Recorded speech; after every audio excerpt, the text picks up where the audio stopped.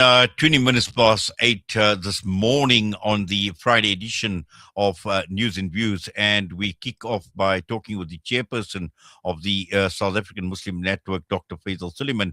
Now, this comes against the background of regulating religious practices in South Africa. Now, clearly, this is a cause for concern because when one looks at what is taking place right across the entire world in terms of Islamophobia, and particularly looking at Western Europe, the United States of America, and how regulations and laws have actually been enforced, aimed and directed at a particular religious group, and that has been fueling, promoting Islamophobia. And with the recent developments and looking at the CRL Commission and asking various faith groups to actually participate in a consultative process for the establishment of what is called a Section 22 committee regulating religious practices in South Africa. Now, what does this all mean? What are the consequences? And this is the reason why SAMNET has actually written a piece opposing the religious regulation committee, saying that this obviously could have the potential of growing Islamophobia, and this is a greater priority. Dr. Faisal Suliman, Assalamu alaikum wa rahmatullahi wa barakatuh. Welcome, Jummah Mubarak to you, and Jazakallah for your time. Wa alaikum salam wa rahmatullahi wa barakatuh. Jummah Mubarak and thank you for having me. Yes, I've written, in fact, I've read this piece that SAMNET obviously has written in opposition to this regulation committee. And just to understand what some of the issues are, and perhaps just to paint a picture and provide some sort of background and context to what we intend discussing, Dr. Faisal. So basically, people may be aware that there were some churches, if I can call them that, Christian churches, that had some horrible practices, or some of them still do. In order to get rid of the devil, people were made to drink, jackal and spray doom on them, and had to eat rat poison, and all sorts of, and some of them were beaten badly. As part of this church program. So there's also some of these charismatic churches that are owned by foreigners, many of them Nigerian, the happy, clappy Pentecostal type of churches. There was concern, and in fact, one or two even made the media, like this Pastor Bushiri, etc., where there were contravention of reserve bank and forex regulations, large sums of money being taken out of the country illegally, abuse of congregants, emotional, financial abuse, taking advantage of the vulnerable and taking their money, etc. And not to say something similar in terms of perhaps abuse, etc., doesn't take place in other faith groups, etc. So the government, in trying to put a stop to this,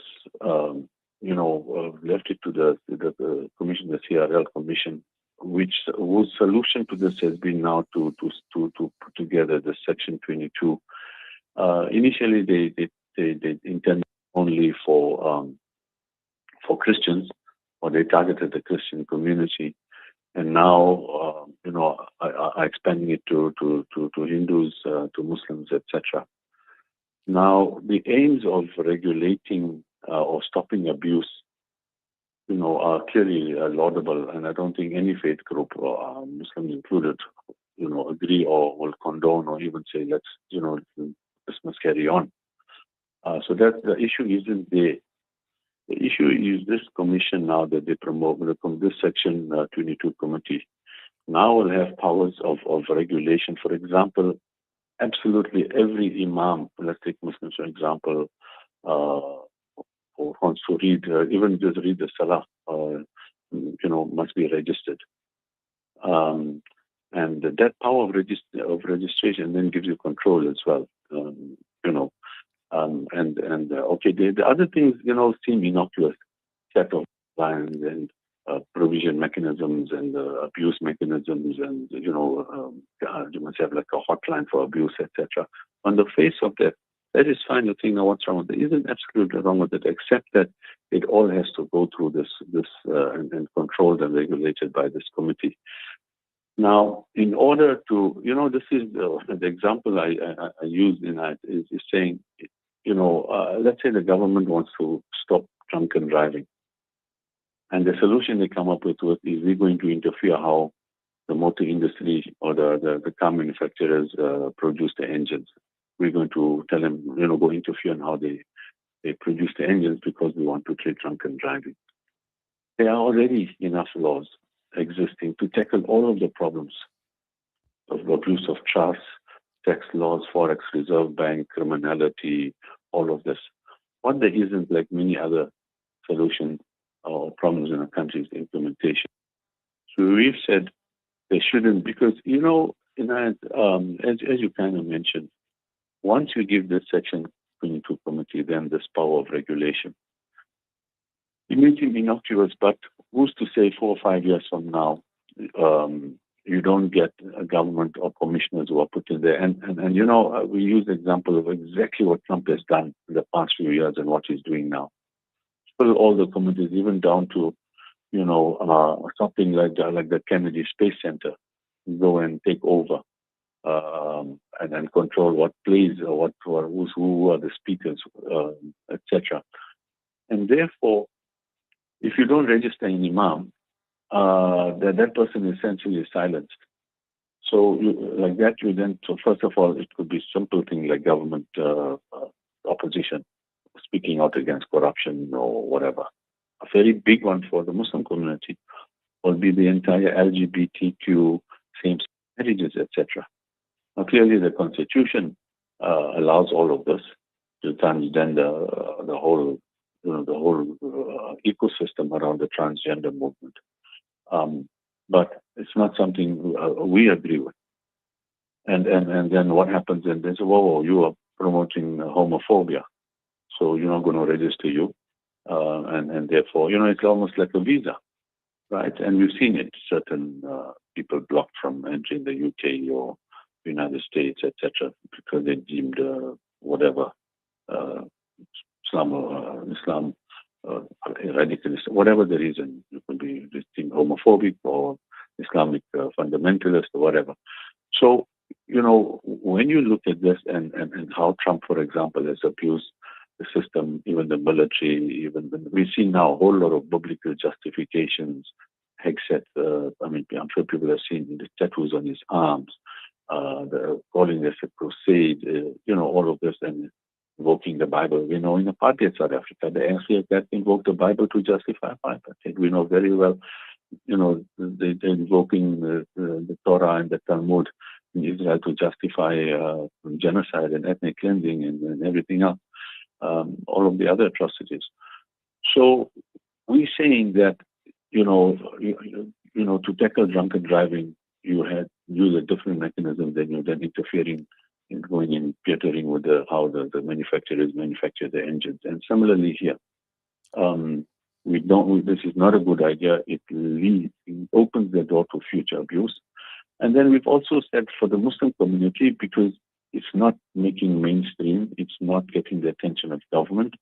And there have been quite a few examples in the past few years of hate crimes, of Islamophobia. And just on that subject, I should say that SAMNET does have a hate crime register, and we really need people, if it's genuine crime, no matter how small it is, that we have to document it, and then present it to government proper data. And we've also, so we said for us, that is a bigger, and we've complained to CRL before on issues of what we think was discrimination Muslims, and they've done nothing. We know the government, and you and I spoke previously about the government wanting to, ban headscarves for nurses in the government sector. CRL should have, got in and involved, and they did. So we said to them that we have, as a Muslim community, bigger issues or issues that are more important to us than the Section 22 committee. And also, we believe that it just gives control to future politicians that is just fraught with danger. It's too risky to have it. And we have got deal with all of the problems they want to deal with. Well, Faisal, I think what you are saying is very, very true because, we are talking of these abusive practices as practices of criminality. And as you correctly pointed out, there is legislation, there are laws actually governing criminality. But I think in the long term, and this is where the danger lies, and you've alluded to this, where we see this changing face of the South African government. We've seen where previously, obviously the ANC was in power, and the constitution obviously covering as far as religion is concerned, religious rights are concerned as well. But with this changing face in government, and as you speak about future politicians, and we already see it in even the present government of national unity, where politicians with Islam practices. We know what is the situation as far as Palestine is concerned, Gaza. We've seen people like Gayton McKenzie preaching open hatred as well, in terms of South Africa. And South Africa certainly is in a very, very precarious situation. And I recall having this discussion a few years ago where we said that, let us not be fooled that we are free to practice our religion, because this is where, when you look at the CRL Commission and when you look at some of these proposals, it is fraught with danger. And in the long term, I think there are certain dangers that actually lie ahead, which we need to be mindful of. But more importantly, Dr. Faisal, is as a Muslim community in response to what the CRL Commission is proposing, how do we respond? I think the community and the various theological bodies and NGOs, etc., must write to the CRL commissioner expressing firm opposition. We are working with Freedom of Religion SA. It's a Christian, started by Christians and controlled by them, but very much aligned with us, in opposition both to the CRL, in opposition to the entire LGBTQ transgender sort of ecosystem. And we need to say to them, for example, what we suggested as well is, if that is the case, we have special task force and training in terms of gender-based violence. We know very well from the Madlanga Commission, the political killing task team, and there are others, right? If government wants to tackle this, then they could, set up a special team that is trained, whether from the police, from the, prosecutor's authority, etc., social workers, that is trained and dedicated to dealing with this, set up special hotlines, run educational programs on radio, like your platform, social media, advertising, etc., to say you don't have to be putting up with all of this abuse. Here's a hotline. We've dedicated people trained, like a task team, zone this, dealing with it. And that's the way, like you would, like they're doing, for example, with gender-based violence. And then we know, like for rape, we have police stations now, 1 or 2 people are trained to specifically, deal with a rape victim in terms of empathy, compassion, privacy, proper history, taking DNA, so all of these things. And similarly, that's the sort of thing you do. You do not start to say we want to then register, and every priest or imam, whatever, has to be registered, and then that gives you the this sort of authority. So we're suggesting very easy, internet will tell you in a minute the email address, etc. And people should be writing strong objections to this, and that is one of the ways. And I think it's extremely important that the theological bodies themselves, and frankly, our attorneys need to get involved. And I know, for example, Freedom of Religion, etc., are going to take this up to court and oppose it. And that is what we have to do. And we have to contribute. To be honest, all of this takes funding. Sending people to meetings and trying to go see this minister and that one and that one. And we, like we've spoken in night before, we have to dedicate, we have to reroute some 5% we're suggesting of what we spend on other things to a fund that pays for an attorney, pays for someone to go attend the meeting, pays for someone to do the research and write.